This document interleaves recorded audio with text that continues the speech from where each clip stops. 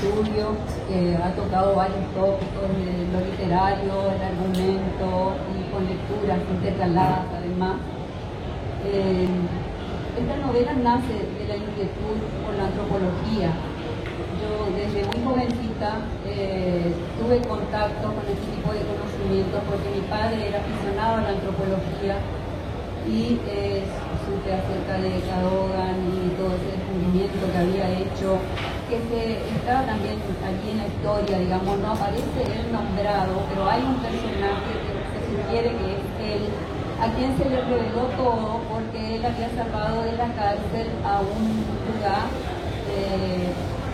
aludiendo que no se lo podía juzgar con las leyes de los blancos, digamos, de nuestra civilización. Entonces logró que después de 2 o 3 años que estuvo detenido, se lo liberara. Y en agradecimiento se le reveló ese mundo ancestral que venía por memoria oral desde, quién sabe desde cuándo, de todos los mitos, la mitología, lo que es la religión, los cánticos sagrados, las historias de los guaraníes. Y fue un suceso extraordinario a nivel mundial. Muchas veces no somos conscientes de esa riqueza. Y este señor, bueno, tenía también conocimientos de otros idiomas, porque él era hijo de australianos, que hablaba también inglés y creo que portugués, pudo comunicarse, escribirse, en esa época todo era por cartita, con otros antropólogos brillantes así del mundo, y entonces se desarrolló este magnífico tesoro a nivel mundial, digamos, que está reconocido como una joya, todo esto que es la historia de la humanidad guaraní. Muchos otros se han perdido porque ellos son muy celosos. Incluso después hubo problemas con el cacique que reveló esto porque otros se ofendieron y fue problemático. Lo cierto es que acá está un poco esa historia y en la lectura que yo hice de la antropología, de como dijo Lourdes, por ejemplo, el ritual de la menarca, de las bodas, todo está desarrollado en base a esas lecturas antropológicas. Y es la historia prácticamente de 3 generaciones, desde los Murgá de la época de 1930, que en la primera parte toda la cultura de ellos todavía estaba pura. Pienso que es una parte muy hermosa, muy poética, porque allí esa niña que después daría origen a Milagros, la mamá de Milagros, jugaba en los arroyos con otros niños y estaban inmersos en su cultura. Pero después comienza la degradación, con la entrada del alcohol, con el monte que se va perdiendo, que ahí vienen también los claros labios del monte, porque traducido del guaraní ellos dicen orilla, viene a ser labios del monte. Lo mismo con la orilla del agua, dicen los labios del agua, los labios del monte, por lo que es la orilla, que es muy poético. Y puse claros justamente porque se va raleando por la deforestación. Entonces los claros labios del monte. Esta es la historia también de la degradación de una cultura que está asociada al ambiente. El ambiente se degrada y ellos, como están tan unidos, como dijo Lourdes, a la naturaleza, también muy de cerca, más que nosotros, se van degradando también. Y ese suceso se percibe a través de la obra. Hasta que ella es dada, una niñita, ¿verdad?, es dada en adopción.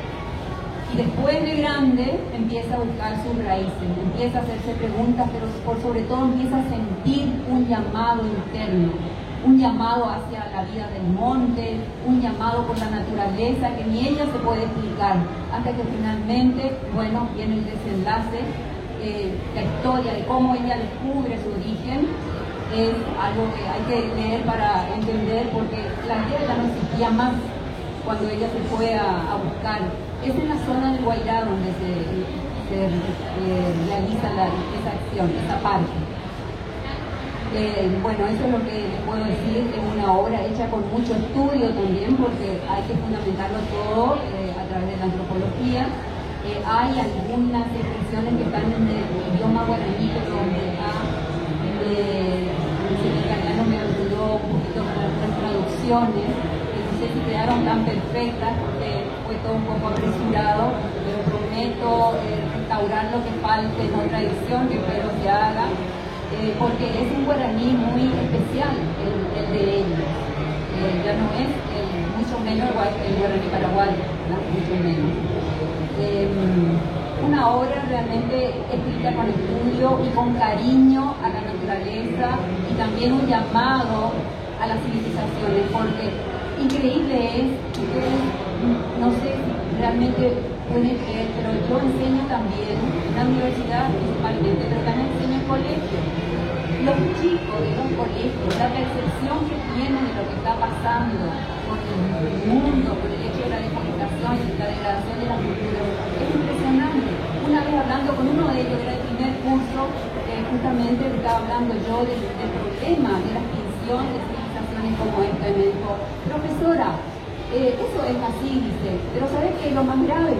Que ellos son los primeros nomás que se están extinguiendo, porque después de ellos venimos nosotros. Yo me quedé helada, o sea, ese tipo de planteo hacen, y hace 3 o 4 días una niña que también empezó a ver videos de las ballenas que tragan plástico, estaba muy impresionada, habló de tal manera que se le quebraba la voz, y le dije, ¿me podemos repetir de nuevo y me autorizar para grabarse?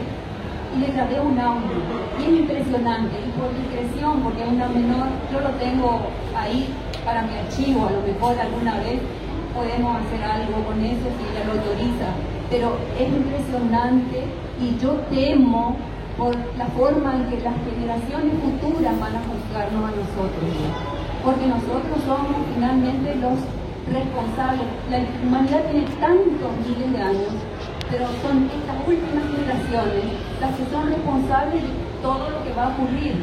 Y bueno, de toda esa inquietud nació también esta obra.